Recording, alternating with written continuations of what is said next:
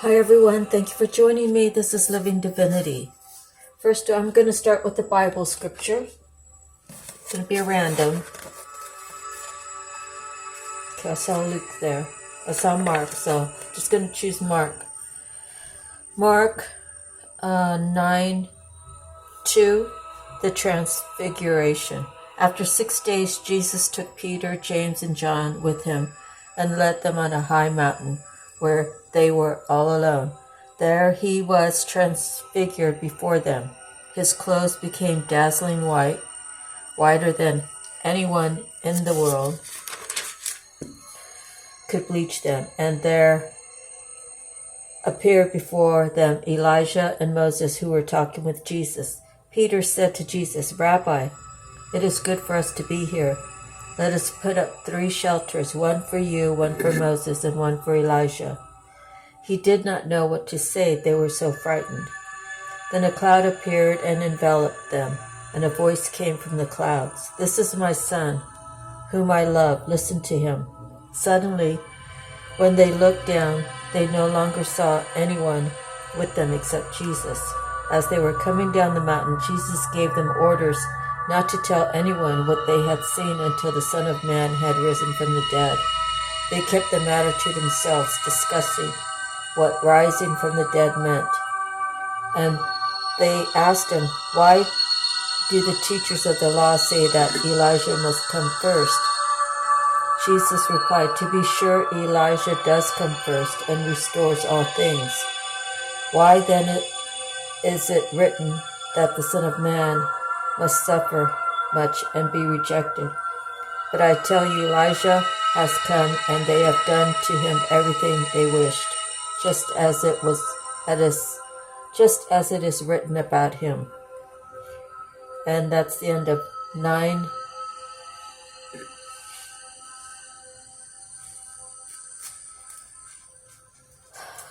Let's see, Mark 9:2 through Mark 9:12.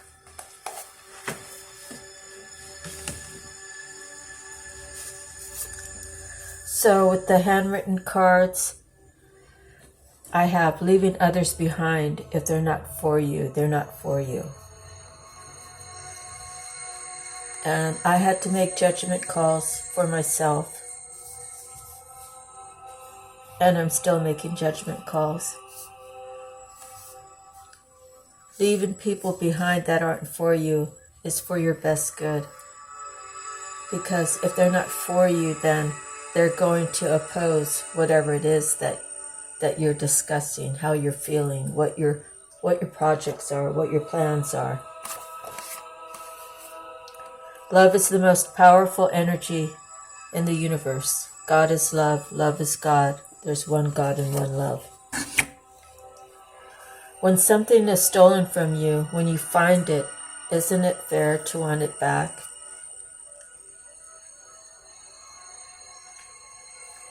I guess there's different ways to feel about that. If you had $1,000 in the bank and it was stolen from you, of course you'd want it back.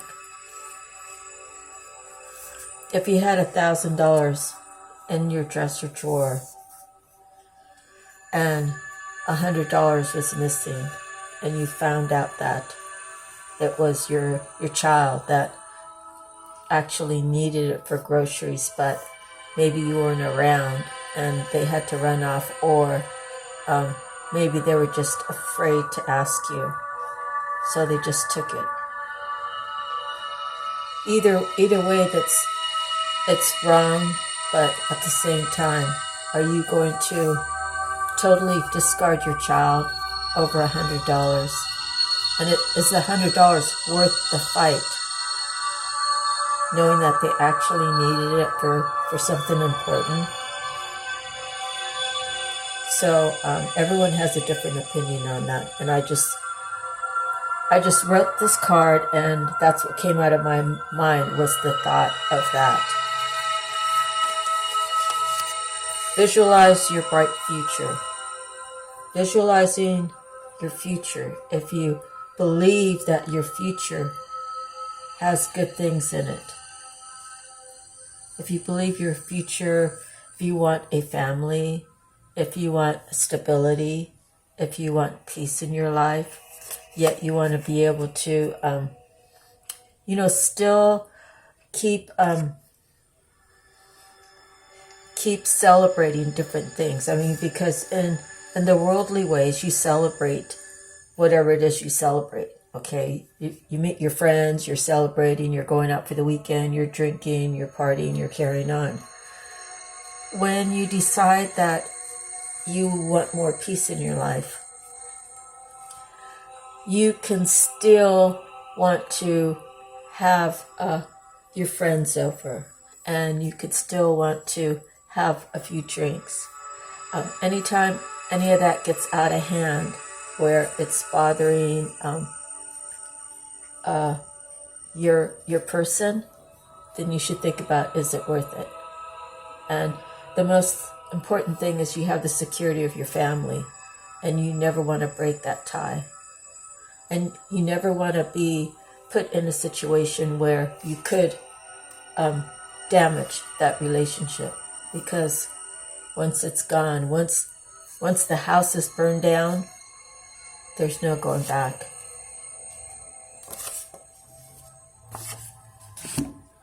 Stand up for yourself. Standing up for yourself is really important, and it shows a measure of maturity. And sometimes people don't know how to stand up for themselves, and I'm guilty of that. Sometimes if I'm like speaking about something that happened to me, and that person was the one I felt like is the one that did it to me, and I'm talking to them, and am I getting through to them? Can I just talk to them and have them listen to me? If they don't value you, then those situations are going to arise.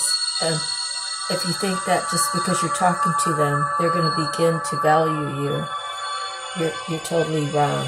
I guess maybe people don't understand where you're coming from. Therefore, they just disregard you because they don't want to ask the questions. If they don't want to ask the questions, then they were really never for you, because they don't really care how you really feel or how they made you feel at that particular moment when they hurt your feelings, whatever it was that they did. But you got to stand up for yourself, and then you have to read between the lines. And you have to know when to walk away. Don't stay in a relationship for 18 years. Don't stay in a relationship for 16 years. Because you have a long-standing relationship with someone. Who wants to lay in bed with the person next to them and think these awful thoughts? Oh, they don't bathe. Oh, they're nicer to other people than they're nicer to me. I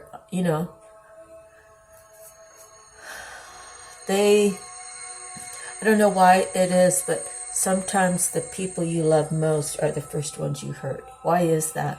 I don't really want to be in a relationship like that. I want fairness in a relationship. I want to be understood. I want to be loved. I want to be nurtured just like, I would want to nurture the one that I love.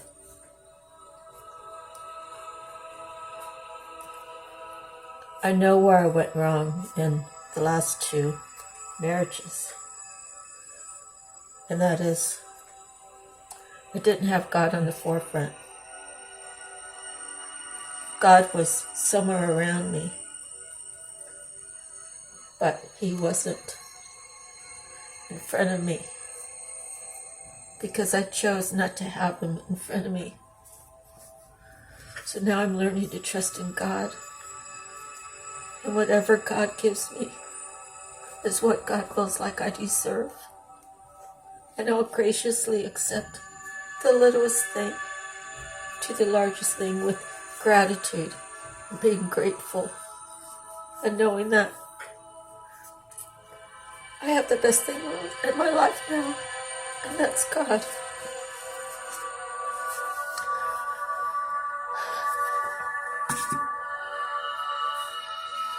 And again, I have another card that says stand your ground for what you believe. Stand your ground for what you think is right. Sometimes you'll find that you'll be saying something to somebody and they'll be saying it their way, and it's the exact same thing. It's just the words are different.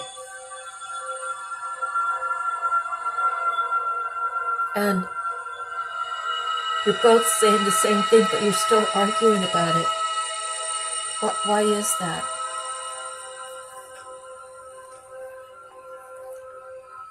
But you have to get in the right mindset. And you have to be able to take a different perspective, a different look at things. But still, I don't want to just tell my significant other, if we argue, let's just not go to bed mad. I don't want to go to bed mad without a resolve, a equal understanding of what went wrong and how are we going to fix it. Not just, we're not going to go to bed mad at each other. We just forget about it and just start a new day. That doesn't resolve anything. All it does is leave confusion at your doorstep, whether you're coming in to the house or leaving the house. And I don't really like that feeling. Business hardships. What are business hardships? Business hardships when you go to work really hard and you're trying to make ends meet on a home level. And someone has their own job and you have your own job, but you feel like you're doing more of the work. And you might have two separate jobs at two separate companies. And if one makes 100,000 and the other one makes 80, it doesn't mean that the one at 80 has to bump up more. I guess you could make it equal if you wanted to. But I don't know. I just look at it. If I made more money, I wouldn't expect an actual equal amount put in. Just a fair amount. So that's kind of a crazy description of hardship, but I'm not sure why I wrote this. Maybe it has to do with the type of money like that, how people expect things to go once you put in the hard work, and is it really worth the effort to put in that hard work? So this is going to resonate different for everybody. And it's going to have a different meaning for everybody.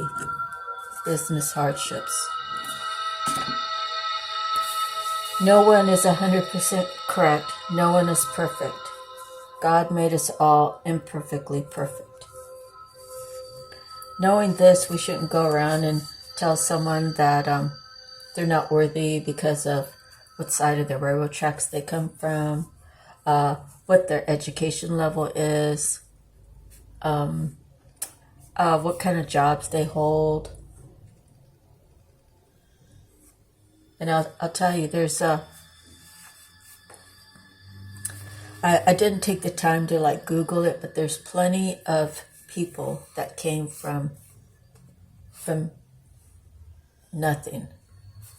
They built their empire out of whatever they were passionate about. So one person that just came to mind was John Cougar Mellencamp. He's from Indiana or someplace, kind of excuse my French, like a redneck area, And, he played his instruments and he got his band together and they grew. Even bands like Boston, Journey. I don't believe any of those people were highly educated, and it doesn't take an education to make you educated. You can have a degree in business acumen, when you get on the job, you're still going to be required to have some sort of training to get through that job.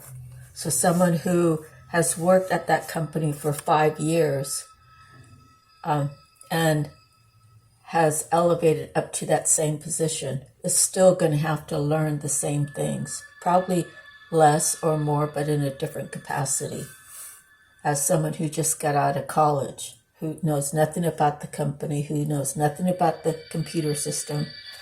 She only knows about business in a general way, and it's all textbooks. So just because you went to college doesn't mean you're better than someone who went through a trade school. For example, trade school takes you less to become certified. You become certified. You don't get a diploma or a degree. So, you have a general contractor who went to a trade school. He went to trade school for electrical, and he went to a trade school for plumbing, and then he elevated his testing to become a general contractor, And then you have someone who went to college for whatever, being a school teacher. A school teacher goes to college for 4 years. Someone who probably has the credentials of a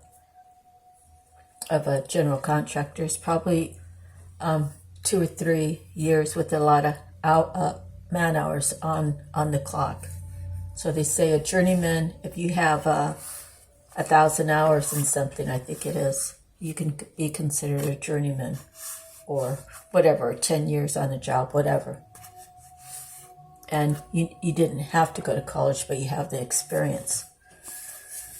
So we need to stop judging people, and we need to start applauding people for their success. Because when you are able to applaud people for their success, that means, next time, you're going to be, I don't know how to say it. If you can applaud people instead of putting them down, that's just going to put you at a better mindset to be one of those receiving the accolades for doing a good job because of how you learn how to present yourself. Let's put it that way.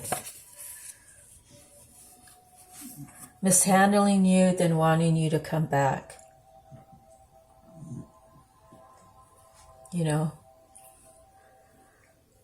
When I left my first husband, I left him because he was abusive, and my sister talked me into going back to him because of my daughter. And that was the worst mistake I could ever have done.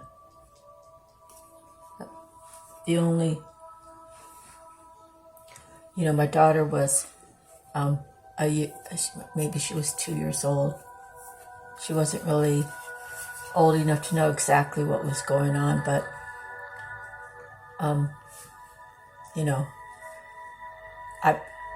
I put myself back into a situation that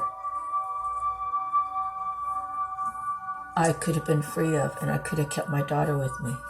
I had a pro bono attorney. I had the police officers on my side. They were going to get me a new place to live, a new job, a new place, like an apartment. They were going to help me with child care. And I would have been able to hold on to my life with my daughter. And my sister, who intervened, I disregarded the red flags I saw. And I ended up losing my daughter through the actual divorce. And, now we're here, and we're connected again. So through it all, everything happens for a reason. Everything that's happened has made me stronger. Of course, I'm still real passionate about sharing everything that I know that I've gone through to help others along the way. 19 minutes in.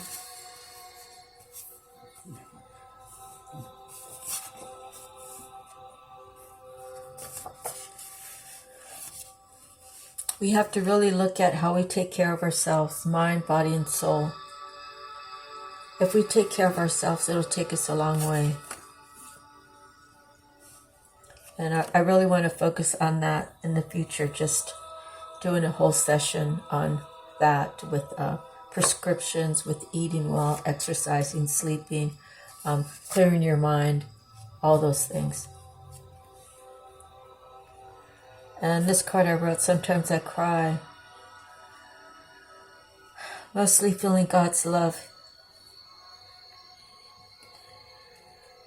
My journey, God trusting in me to do the best job that I can.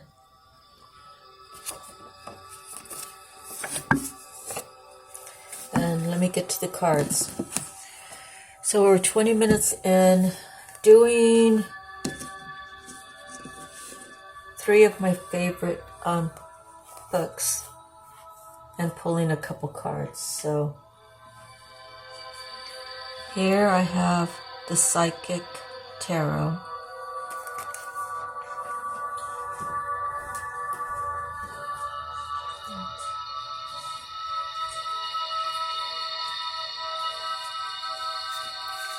And we pulled the Truth card, which is a 20.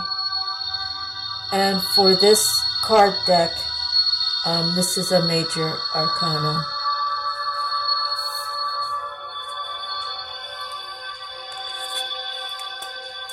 The qualities of this card illustrate spiritual awakening, clarity, the revelation of truth, and cosmic consciousness. At times it takes a wake-up call to get your attention and show how far you need to go. This card comes forth to do just that. Evaluation of the past, along with the lessons that you've learned or still need to understand, must now be a top priority. Doing so will enable you to forgive, accept, and heal so that you can move forward in a balanced spiritual mindset. The Truth card reminds you that a significant change must be made in a certain area of your life, but don't make it any hasty decisions. Take your time, for any choices or alterations must be weighed out and evaluated with the most careful and wisest judgments. Whatever steps you take now will have far-reaching consequences, more than you'll ever know. Using the power of the universe and blending them with a little help from the physical world will assist you in bringing about clarity and a shift of awareness. What was once not obvious will now be realized and understood. Be honest with yourself and trust what you know to be true. And in the regular tarot, it's the Judgment card. Okay, so this here is one of the minor arcanas, Firm Foundation. And that's number 4.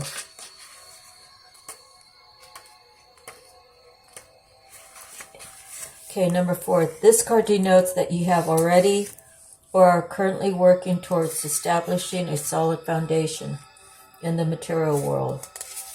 Using good judgment and heeding lessons from the past concerning financial matters will assist you in laying a firm groundwork. By doing so, security will have a better chance of building in the future.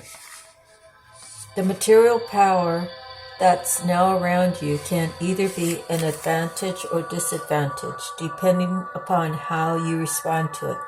Don't let your current position determine who you are.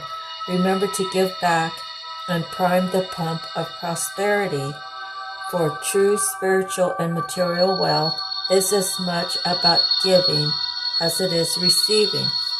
Seek proper investment advice and realize that you don't have to hold on to your possessions too tightly. Just be flexible and allow things to continue to flow.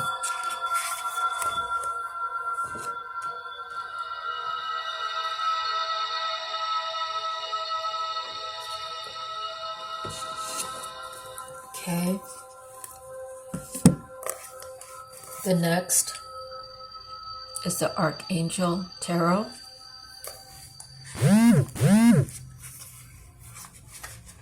And we have the 8 of Gabriel. Let's see, I don't know why it's not focusing. There we go.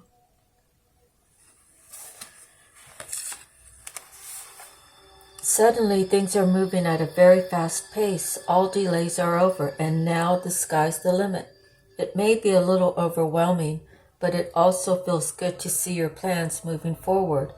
It could feel as though there are too many things going on at once, so it will be necessary to stay grounded. It's important to have a very organized plan so that things don't spin out of control. New information or messages come your way. It's a good time to promote yourself or your business. Communication is accurately received by all parties right now. Additional meanings: too many balls in the air, flashes of inspiration, immediate results. Okay, the next is 3 of Ariel.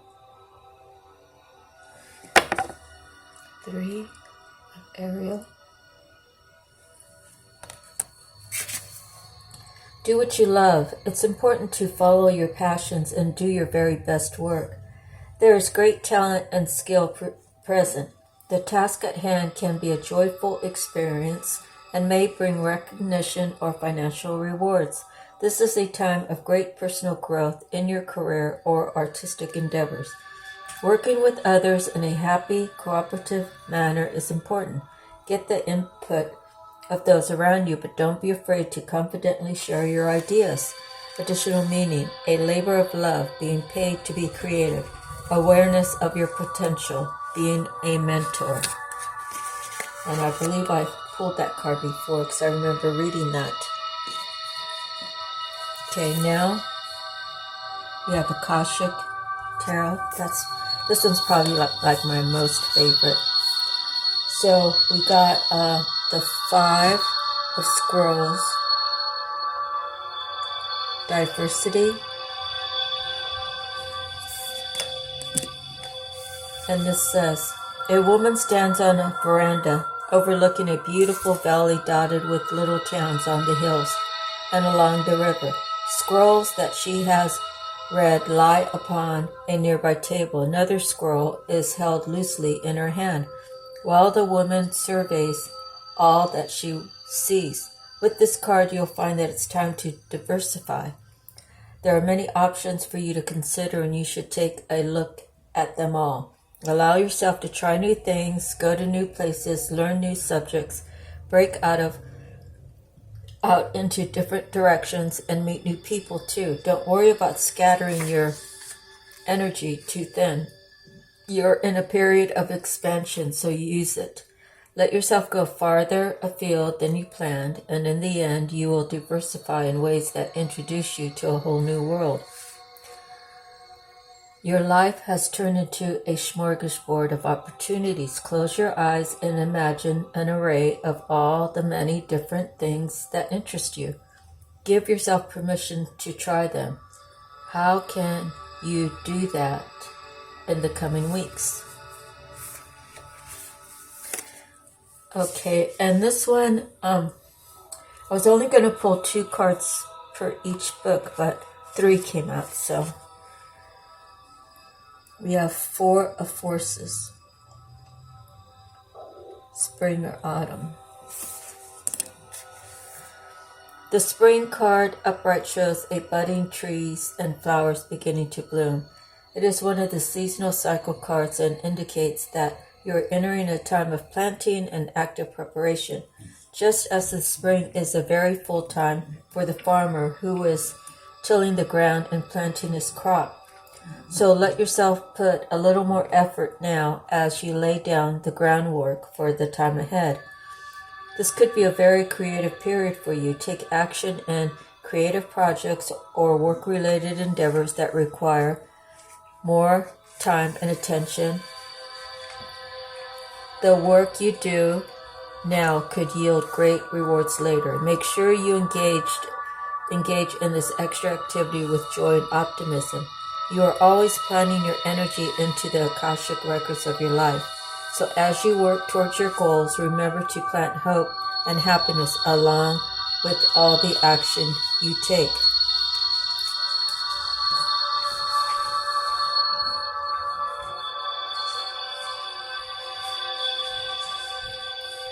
Close your eyes and feel yourself stand tall, placing one foot in the spring and the other in the autumn. As you look into your life, ask yourself what step will help you plant a new situation and what step will help you harvest. See those actions before you now. And then 7 of Forces, balance. Let's see. Here we go. This card reveals a time of harmony, balance, and justice in your life. A desk holds balanced scales, scrolls, and a stack of paper. Shelves of books grace a wall where a door opens onto a light-filled room. Upright, this card indicates that a time of balance is at hand. All systems, through the body, through nature, and through society, seek to achieve balance. Stop and consider the parts of your life that you can bring into greater balance. During this time, the universe helps you do so. You may have to confront important legal issues. You may have to deal with paperwork of some kind, or there may be a need for legal action regarding property, inheritance, work contracts, custody, or divorce. Be patient and pay attention to details, as technicalities will be important right now.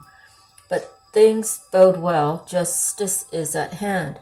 Take heart at the sight of the golden light that washes over the scene, a sign that all issues will come to light and that a beneficial and just resolution is coming your way. Justice is balance in society, but the Akashic records show that justice is not limited strictly to court and contract situations.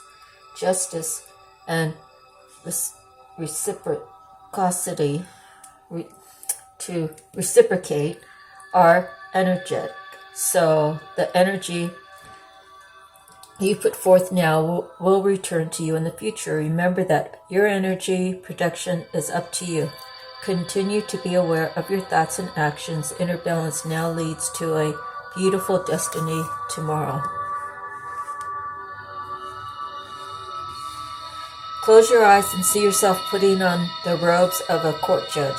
Look upon any situation in your life that requires a balanced understanding, whether it's an actual legal matter or any other situation. See it with the wisdom of Solomon and determine what to do next.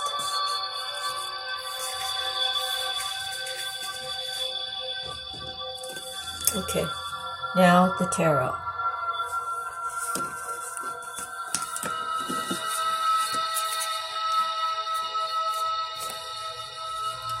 So, the first I pulled is the 3 of Wands.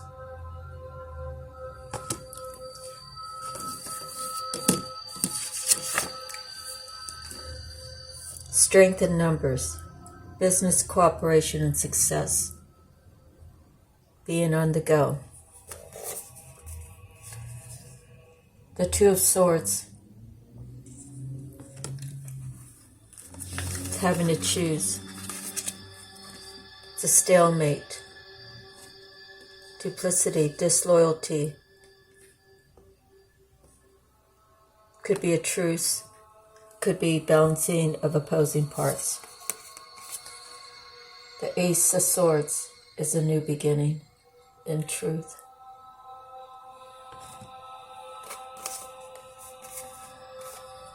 The 6 of Cups is nostalgic. Someone's thinking about things of the past that really touch their heart.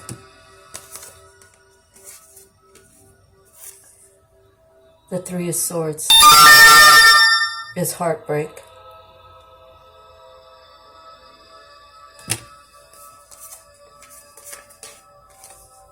The Wheel of Fortune. Maybe what that means is the heartbreak is going to be over soon.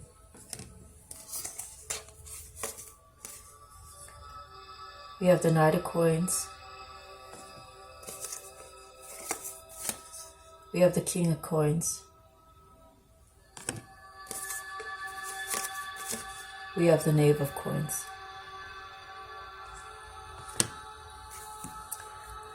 Now it just seems to me that there's too many people in this reading.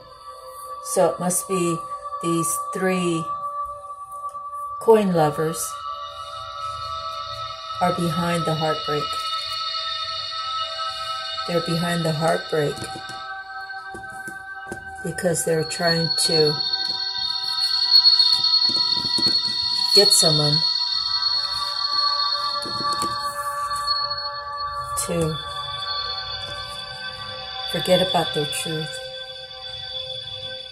about how they feel about someone in the past. When they chose these here, these could be people you work with. They made it sound like, if you choose us over this one from the past, if you decide to choose us, we can work together. And we are all coin people. So we'll have success. But it turned out that it was heartache. It was heartache for him to choose, him or her to choose.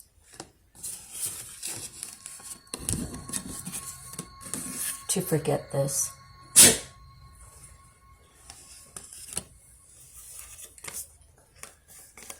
Four of Coins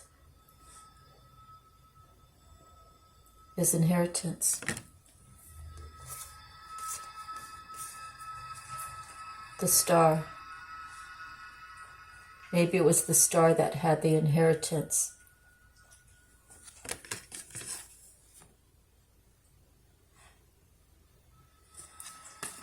And these people wanted it. And they couldn't get to the star because the star's already, she knows who they are, even though she doesn't say much. But the one that's attached to her has that. The truth is the feelings of how she made him feel in the past.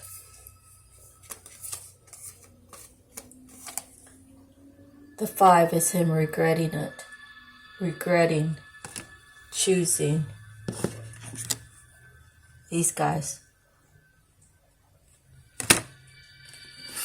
over her to take her inheritance.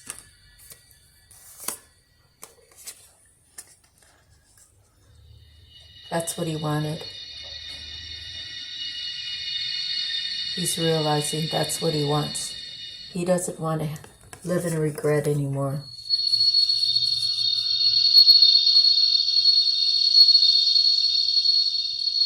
He doesn't want to be a part of the group anymore. He wants what he wants. And that's a relationship with the star, who naturally has inheritance because it's a royalty thing. Okay. So on the bottom of the cards, I pulled the 2 of Wands. That looks like another choice. 2 of Wands says codependency. Individual success versus codependency. Restless boredom, dissatisfaction.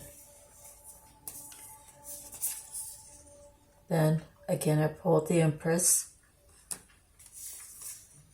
The 8 of Wands, communication is coming to her.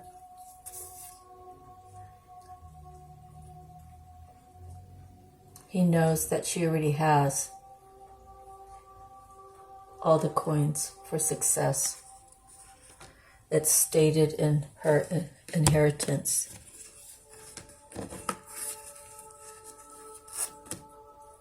That's the inheritance card. He knows that in the past, he threw it all away.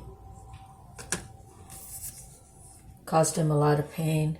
He realized those 3 helpers, those 3 people he agreed, all they did was do this to him.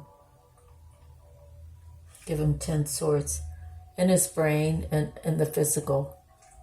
10 reasons why he shouldn't be with the Empress, who happens to be the star with the inheritance.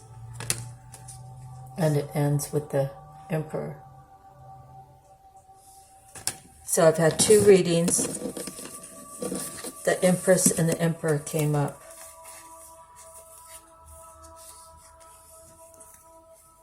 Okay. So as I was shuffling the cards, I seen the High Priestess, the Little Peak, the Queen of Coins, the Queen of Cups, the Ace of Coins, and the Temperance. So with all these major arcanas and the new beginnings with the Ace of Swords and the Ace of Coins,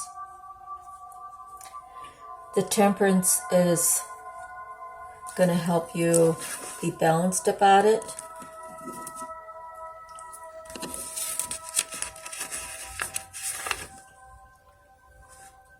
Moderation, self-control, economy, patience, harmony.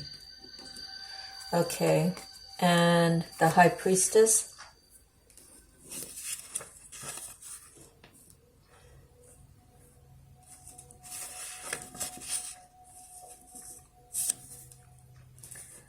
Is the Moon Goddess, deep knowledge, intuition, foresight, intelligence.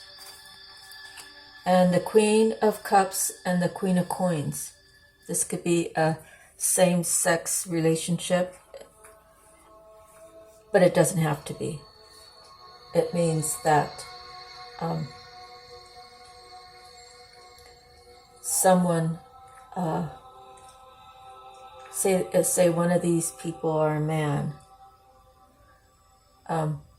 They just need to balance out a little bit, and maybe the man is the Queen of Cups. It should be the King of Cups, but right now he's really feeling the Queen of Coins. The Queen of Coins, she has the inheritance. She's the Empress, and she's the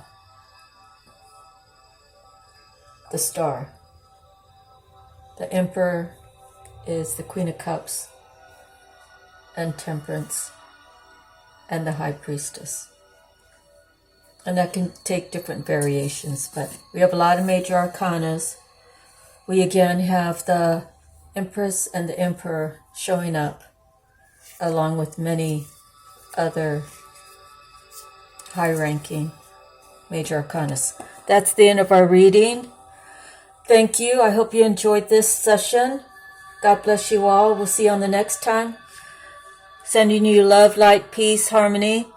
Aloha. Bye-bye.